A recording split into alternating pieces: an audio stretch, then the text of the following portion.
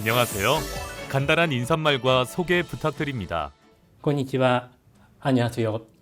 サンリオ海外事業本部海外エンターテインメント課で課長をしております西畑と申します。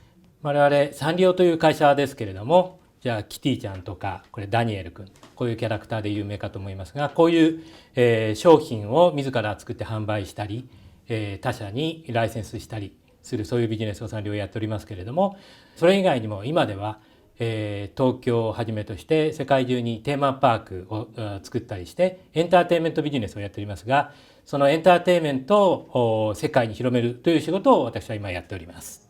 こんにちは。サンリオのエンターテインメントでデジタルコンテンツをプロデューサーをやってるリと申します。韓国人が日本語でこんなインタビューするのもですね、珍しいことなんだけど一つの夢でした。こういうことの機会をくださったコンテンツ振興員の皆さんにありがとうございます。Hello everybody at Licensingon. My name is Jyotirmoy Saha. I'm from a company called August Media Holdings in Singapore. We are really well known around the world for all of the content that we do for children and for youth.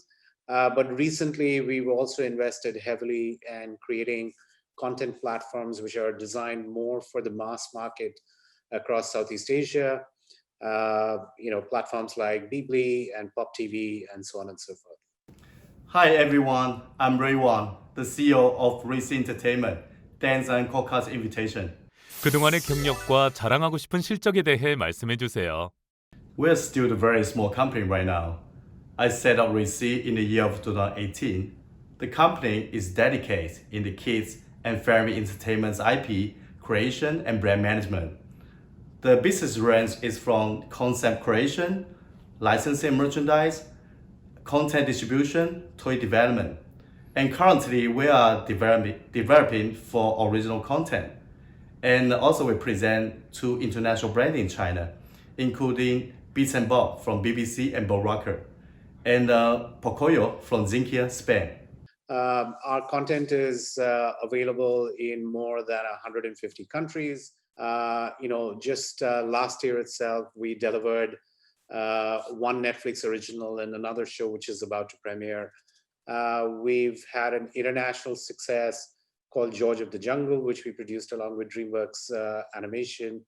But more recently, we have also tried to create content which is more for the Southeast Asian region.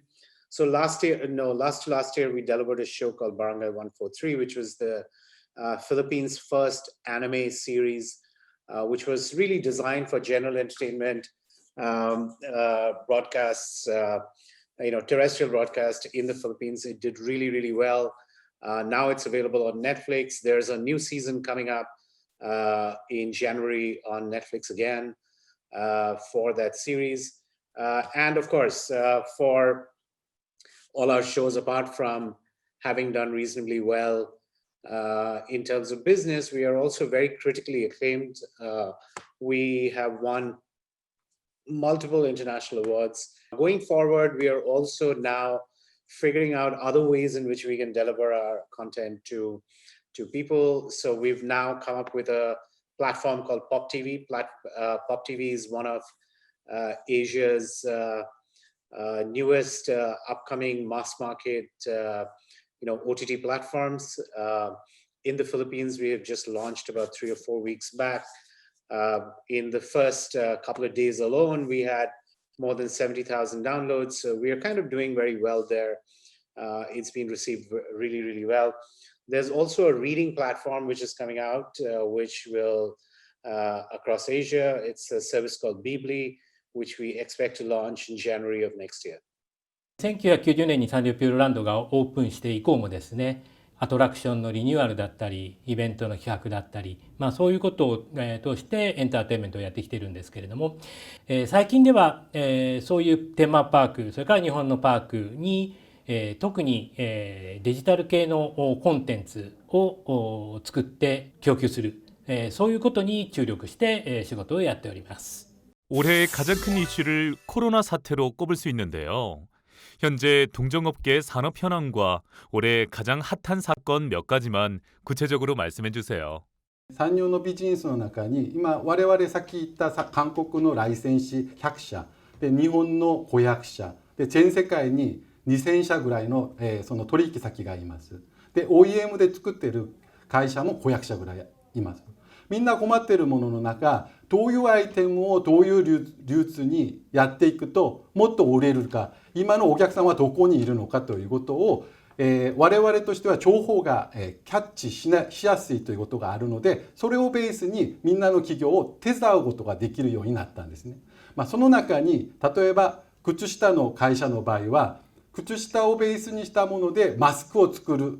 で、厨房用品を作っている会社は消毒剤を作っているとか、韓国のビジネスをやってるんだけど韓国のビジネスが大変なことになり、中国のところのビジネスが大変になった時にそれを日本のところに輸出するということで、産業はターミナルみたいな役割をやる。この時代にいろんな情報をみんな共有するということの役割を十分できるいいチャンスだったと思います。I think the content industry has had two major impacts when it came to COVID. I think one of them was the fact that because people were spending a lot of time at home, the content viewing itself in general worldwide has kind of gone up. So our licensing has done really well. I mean, we've been able to license our properties to new platforms. All of our old titles have been relicensed again, which has been something which we have kind of seen in not just with our library, but lots of other libraries as well. But however, one of the things that was deeply impacted was production of new shows. Now, unfortunately, television and film content is such an industry where it takes several months to create a finished product, right? And because for at least 5 to 6 months, and in our case, our production is impacted even till today, because we haven't been able to produce at full speed. We are obviously going to have, licensing issue going about 12 to 18 months down the road, because that's assuming that we are able to start productions and get into full flow right now, and because we won't have new things to license in about a year and a half's time. And I think that's really the big impact of COVID. I mean, I guess as we arrive at that time, we'll probably figure out other ways to cope with it. But I think that has been the most, as we arrive at that time, we'll probably figure out other ways to cope with it. But I think that has been the most, the biggest impact. In terms of how, what the content industry will go through going forward, I think there's a lot that we've already learned on how to produce remotely. Currently, the COVID-19 in China is under control, and the business is recovering slowly here. Due to the virus this year, the economic and business model is suffering quite a great deal. For the immediate environment, the digital platform here, just like the Tencent, Youku, IG, etc., they don't spend much budget to acquire the new content. Instead, they prefer to work in on the profit sharing model, like the YouTube. For licensing part, and the licensee are taking the more conservative approach to the new content or the second tier of the property. But for the selling channels, such like the e-commerce and the TikTok and online streaming selling is performing well due to the COVID-19. The family have more time to stay home. We all hope everything will return to the right track when the spring comes. 그동안 플랫폼 환경과 IP의 트렌드 변화 등 많은 일들을 겪으셨을 텐데요. 그 사례가 있을까요? 그리고 아시아에서 현재 주류를 이루는 플랫폼과 그 특징은 무엇일까요?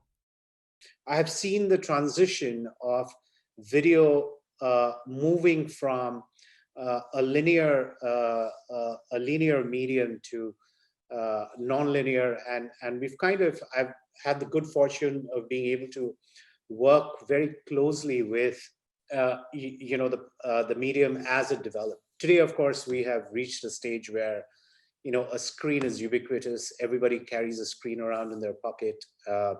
So literally there's an equivalent of a television everywhere we go. So every single room, every single pocket has the equivalent of a television in their hands. So it's kind of become a lot easier to deliver content. One thing, however, that hasn't changed, of course, even the way that we deliver has changed. It used to be cable, then then there was IPTV and Wi-Fi and of course 4G, and now we are moving on to 5G, being able to deliver video. One of the things, thankfully, which hasn't changed is that the human habit of consuming stories being told through video. That's something that hasn't changed, and it's unlikely to change for a while. We as humans will continue to love to listen to great stories, watch great stories, and that's going to make sure that what we are doing today as content producers, we will continue to do that for into the near distant future. But the way in which we are going to deliver the video will constantly keep changing, and which will help us kind of change features, but the overall job of what we all do is going to remain the same. One of the other things that has been a big change during my career is the quality of video. I think back when I started my career, the television aspect used to be very different. Screens were smaller, so which is why television content and film content, there was a really wide difference in the quality of production and the quality of video and all of that. But with the advent of digital screens, which are based on light emitting diodes or liquid crystal display, and now of course OLED and so on and so forth, the resolution of screens have become so good now, and the fact that screens have become so much bigger and they can hold so much more information inside a small area, that we get to see much more. What used to be an experience which was reserved for the cinema theater today is available on every screen that we watch. And therefore, that has overall completely changed the way production is made. So today, a television production is nothing less than a movie production. The big television shows are made with exactly the same amount of grandeur and scale as movies used to be made before and are still made. So I think that has been one major change. So the distance between cinema and television has come closer and closer, which is a very interesting thing, and which obviously means that because of such high quality requirements, there's more talent which is required. And of course, as a result, I think the content industry and the content creation industry are expected to grow substantially in the years to come. 왕 대표님 과거 알파에서 10년 넘게 여러 분야에서 대단한 성과를 거두셨는데 알파회사의 역할과 성공적인 사업에 대해 자랑 좀 부탁드릴게요. 그리고 이후 리즈라는 회사를 설립하게 된 계기에 대해 설명해 주시기 바랍니다. I was the president of Alpha International, Chief Content Officer of the Alpha Group for 13 years. For my previous time, I have been leading the company in expanding the global business from scratch. Have setting up the subsidiary over 10 countries, including US, UK, Dubai, and Latin America. Also, I'm the executive producer for Super Wings, Katsuri, and Red and Roll, etc. The content was distributed to the main media platform over 150 regions and the TV channels, developing the toys to sell in over 60 countries and over 300 of the licensees in worldwide. Alpha is a great company, but I always have a dream to developing my own content. That is the key momentum of building up of the receipt to focus on the create the education and entertaining IP for kids and family. 산리오는 올해 창립 몇 주년이고 앞으로 어떤 변화와 계획이 있을까요? 弊社はですね、今年で創業60周年を迎えました。創業社長がですね、ずっと代表を務めておりまして、創業以来初めて今年社長を交代いたしました。で、新しい社長はですね、これまでの企業理念、みんな仲良くするという企業理念があるんですけれども、これは変えないけれども、ビジネスのやり方は新しいやり方をやっていくと、古いやり方は踏襲しないと宣言しています。その中で、一つ目はですね、マーケティングの強化ということを打ち出しております。で、実際ですね、これ専務時代になるんですけれども、マーケティング本部という部署を作ってですね、マーケティングの強化を打ち出しております。で、2つ目はですね、エンターテインメント事業の強化ということです。我々、キャラクターの会社として、有名なんですけれども、先ほど申し上げましたように、テーマパークビジネス等のエンターテインメントビジネスを、約30年ぐらい前から始めておるんですけども、まだまだエンターテインメントということについては世界的地位は築けていないので、ここをですね強化してエンターテインメントカンパニーとして地位を確立していくということを宣言しております。で、3つ目はですね、グローバルカンパニーとして成長していくということを宣言しております。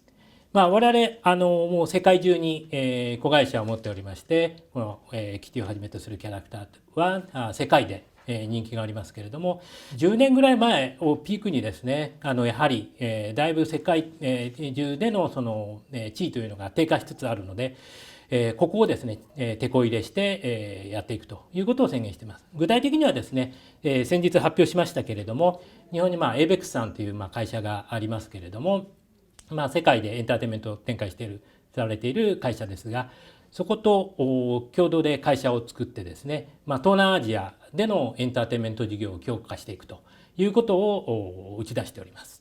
현재 대표님이 IP 사업을 하면서 예전과 달라진 중국 내 환경 변화와 중국 정부의 콘텐츠 산업에 대한 정책 지원 또는 투자 등의 변화가 있을까요? Currently, we're supporting encourage more local contents for kids. As China have a great history for more than 5,000 years, there are many fine traditions and merits that we're expecting to deliver to kids here. Government is keep supporting the industry, including the global communication, one belt, one laws policy, etc. So, the local content trend to be encouraged and more welcome here in China. 콘텐츠 개발자들은 플랫폼 환경 변화에 따라 빠르게 대처해야 하는데 전문가로서 콘텐츠 개발에 있어 염두해야 할 점과 향후 플랫폼은 어떤 형태로 나아가야 할까요? In my opinion, there are two things which are very important when you're kind of deciding what to produce. I think number one is the most important is that the value of storytelling has to be always good, right? I mean, if you have good storytelling is not going to go out of fashion for years to come. And therefore, that's always going to be a requirement, no matter how the medium changes or how the delivery changes. Number one. Number two is, I think when you're creating content, it's also very important to know who your audience is.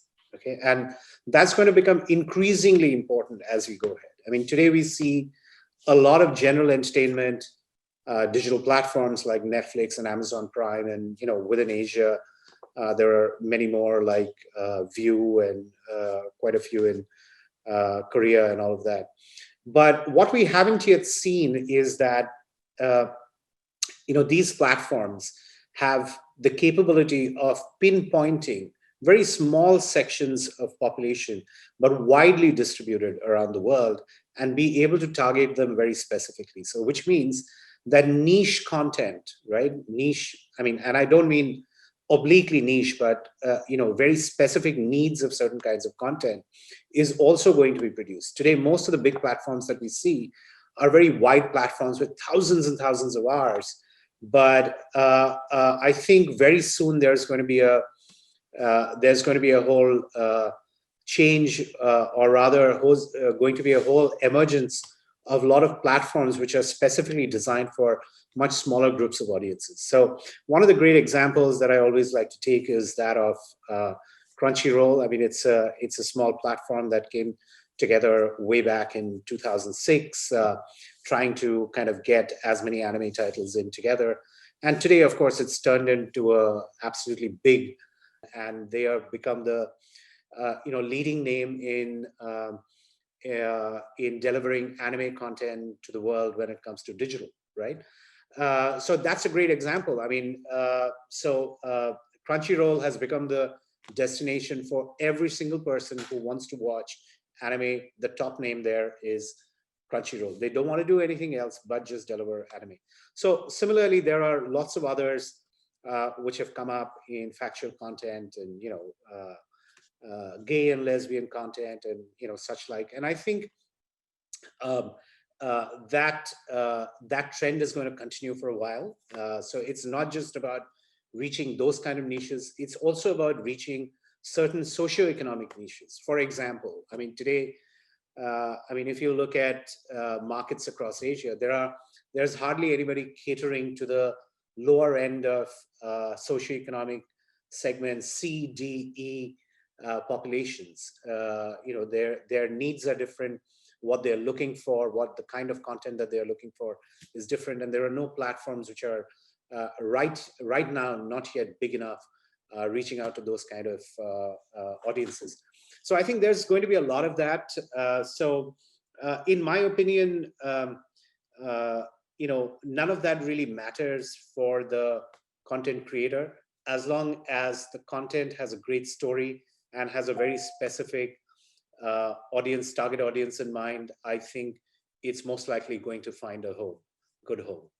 산리오는 지난 60여 년간 많은 위기와 성공을 같이 겪었을 것 같은데요. 과거 위기와 변화의 사례, 그리고 60주년의 변화를 모색하는 의미가 무엇인지 말씀해 주세요. サンリオはスモールギフトビッグスマイルというもので、可愛いものを人に贈ることによってその人が心が温かくなったり笑いが取れるということのものを、人に伝えたいということを企業理念として60年前に会社が創業されたんですね。それが今60年に経った今はものだけじゃなくていろんなもので自分の心を伝える方法があるので、そういうものがまさにソーシャルコミュニケーションビジネスということで、今はカードビジネス、ギフトビジネス、エンターテインメントビジネスというものがもっと広げていくんですね。その中にデジタルとエンターテインメントビジネスは産業にとってはこのあと100年向かっていく時に一番大事なコンテンツになっていくと思いますので、そのコンテンツを開発するためのコアになる韓国のデジタルコンテンツエンターテインメントのノウハウを産業と一緒に世界に行きたいというのが我々の60年になった産業の今韓国向かっての希望なんです。皆さんよろしくお願いします。 한국의 콘텐츠 개발자와 현재까지 진행 또는 예정 중인 작품이 있을까요? 그리고 향후 한국 기업과의 협업 기회에 있어 어떠한 콘텐츠를 찾고 있고 어떻게 진행하고자 하는지 구체적인 설명 부탁드립니다. Korea is a place which is very close to us. I mean, in the sense that we love the production industry in Korea.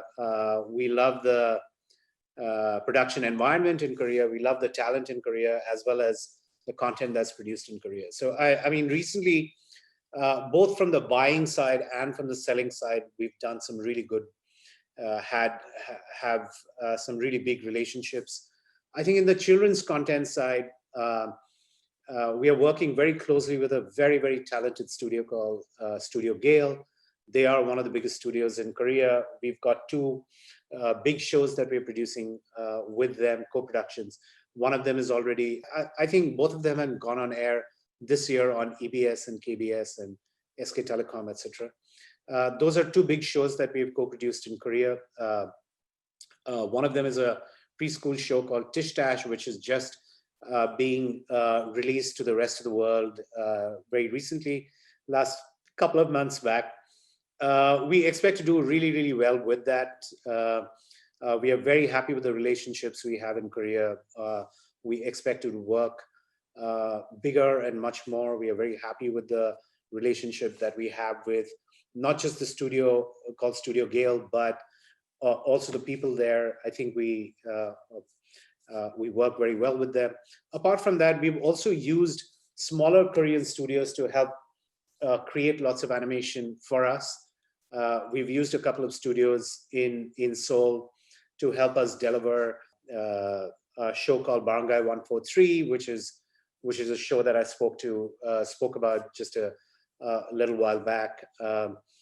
It's a show which is designed for 16 to 25-year-olds. It's not for children. Again, we've had a great experience producing that. We are delivering the second season right now. But apart from all of that, on the buying side, I think for our OTT platform, we've been buying a lot of Korean content as well. So we've got big relationships with SBS, with CJ ENM. The World of the Married is such a big show in Korea. We have it on our platform. We've got several other, very big movies which we have, Korean movies that we have got on our platform. Just today, Sky Castle, which is again another massive show in Korea, has also launched on our OTT platform. So I think there's a very, very close relationship between Korean content, and the Korean production industry. I think that's going to remain for us. I mean, we work very closely with the Korean industry, and anybody who has an idea and they think that they could possibly work with us, they should, reach out to us, and we'd be happy to hear their ideas. 중국은 한국과의 콘텐츠 교류가 많은 국가 중에 하나인데 현재 양국 간의 가장 큰 장애 요인이 무엇일까요? 그리고 한국 기업과의 협업을 원한다면 어떤 형태로 협업하는 것이 좋은지 설명 부탁드립니다. Regarding some of the history between China and Korea in the past, I think the great content should know no borders. China is welcome all the global partners. As the Korean company, if there is the project will be right for the local Chinese market, we would love to explore the suitable business model together, whether if a via agentship model or we can explore of the content cooperation together as well. 산리오는 지속적으로 한국 기업과의 많은 협업을 진행해 온 것으로 알고 있습니다. 과거 어떤 방식으로 협업한 경험이 있을까요? 한국 기업이 산리오와 어떤 분야와 방법, 형태로 협업을 제안할 수 있는지 알려주시기 바랍니다.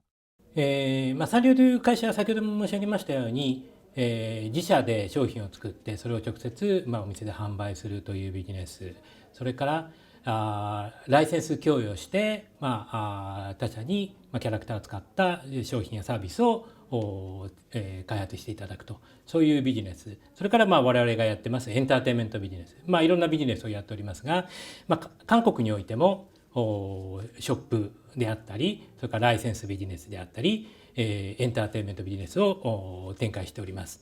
で、特に私のそのエンターテインメントビジネスの分野においてもですね、ライブショー、キャラクターを使ったライブショーをやったりですね、パークの中に、キャラクターを使った施設を、導入する、そういうこともやっております。また、チェジュ島においてはですね、ハローキティ、ミュージアム&カフェという施設があってですね、ミニテーマパークのような施設になっているんですけれども、そちらではライセンスで空間ビジネスを展開させていただいております。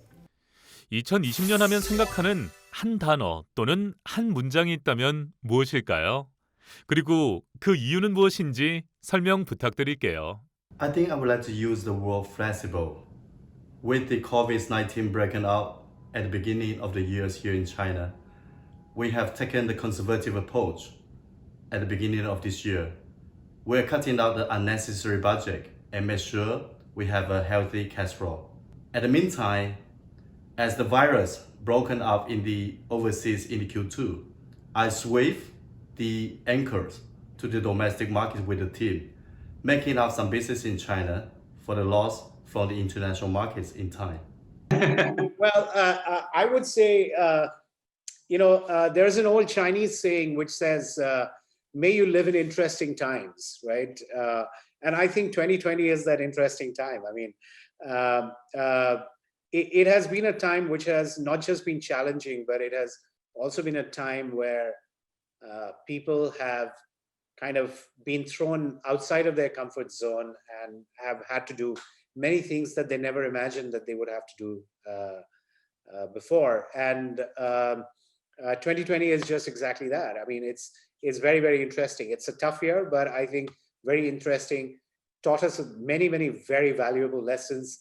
I think going forward, how we produce content and how we deliver content, there are valuable lessons for us in 2020. 一言で言えば、デジタルエンターテインメントということかと思います。デジタルの分野では、これエンターテインメント分野に限らず日々新しい技術が出てきて進化しています。このデジタル技術でエンターテインメントを進化させて、人々がまだ見たこともないような新しいエンターテインメントを提供して人々を感動させる、そういうことをやっていくということが今年の私のテーマ、これからもそういうことだと思いますけれども、そういうことでやっていきたいなというふうに思っています。 2021년의 콘텐츠 및 라이센싱 시장을 어떻게 예측하며 한국의 콘텐츠 기업, 라이센싱 기업에게 주고 싶은 조언 부탁드립니다. このエンターテインメントデジタルに対する期待で、その産業が今後イノベーションをやっていくための2021年になっていくと思います。私はこの23年間いろんな企業と付き合うということで仕事をやってみた結果、一つルールが一つあるんですね。韓国のところはですね、何かができると思ってたら 60% でもすごいチャレンジ精神があるんです。でも日本の場合は 80%、100% になってても動かないということが結構あるんです。で、ここで両者がうまくビジネスがつながるということが結構あるので、お互いの立場をよく考えてビジネスをやっていくということがすごく大事なんですね。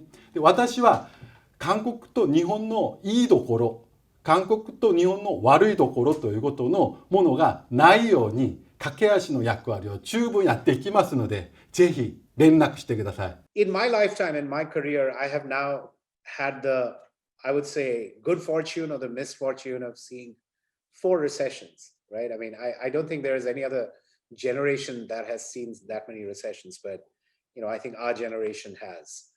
So 2021, I don't think, I mean, it's going to be a tough year. I mean, no doubt about it. There's a global recession, I think.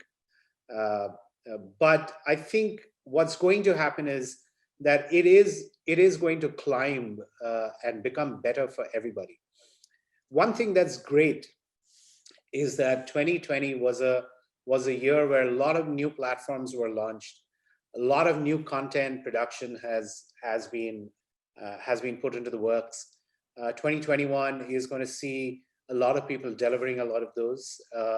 I think as years go by, as years go forward, the demands for creativity and the demands for good storytelling is only going to increase and going to get harder and tougher. Be ready to tell better stories, be ready to show better visuals, be ready to kind of deliver to better platforms. That's perhaps the most upbeat thing I could probably say about 2025. I think that as 21, the COVID-19 will bring many changes. People's life, the way of thinking, the business model, conservative forecast and tight budget will be still carried forward. But the markets always welcome the good content. Good IP is the golden ticket to win the market. Instead of simply buy and give, to work closely with the media buyer, licensee, and toy company, find the best way to have a more synergy and set up the win-win partnership will be very key. 마지막으로 시청자들에게 인사말과 당부의 말씀 부탁드립니다. Well, it's my pleasure to have the chance to share my personal thoughts to everyone. Thanks again for the invitation from Coca. Wishing you guys all the best. Right. So thank you, everybody. Thank you for spending your time to listen to what I had to say. Finally, I think I would like to kind of conclude by saying, of course, 2020 has been tough. COVID was a big thing. But really speaking, COVID is temporary, but content consumption is permanent. Look forward, and I think there's going to be great business, great opportunities coming up in the next year or 2 years or 3 years ahead. Thank you. 我々、日本で、ビジネスをやっておるんですけれども、やはり、韓国、お隣の国でですね、最近では特に、世界でね、エンターテインメントを我々よりもかなり先でですね、展開されている、で羨ましく思っているところがあります。でその背景にはですね、やはり新しいビジネスモデル、それから、新しい、デジタル技術の活用、こういったことがあろうかと思います。我々としてはですね、そういう先を言っている韓国企業の皆様に、教えていただいてですね、かつ、我々のキャラクターを使ってですね、また新しいビジネスを世界中で展開できればいいかなというふうに思っています。ぜひですね、一緒にやっていきましょう。よろしくお願いいたします。この、オンライン上のカンファレンスのように会ってなくてもビジネスができる十分のチャンスが生まれますので、その中にビジネスを広げていくために私は一つの言葉を今回ちょっと話をしたいです。知るという文字に音というもので、そういう、韓国語で言うとチウムという言葉があるんですけれど、私があなたの心が分かる、あなたが私の心が分かるということになれば間違いなくビジネスは大成功します。で、産業はそういうオープンマインドで、あなたを待ってますので、ぜひコンタクトして世界に飛んでいきましょう。